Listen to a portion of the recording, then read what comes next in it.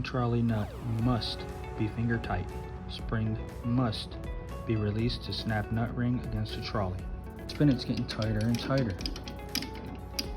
But notice it's still a little saggy. There's a little groove right in there. See it?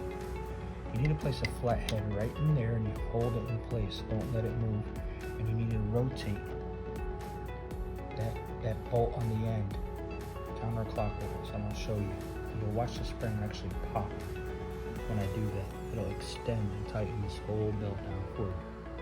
I have a 13mm wrench. I'm going to place it right on here. I'm going to rotate up and hold the flat head in place. Watch this. Up, up, there it is. The spring popped.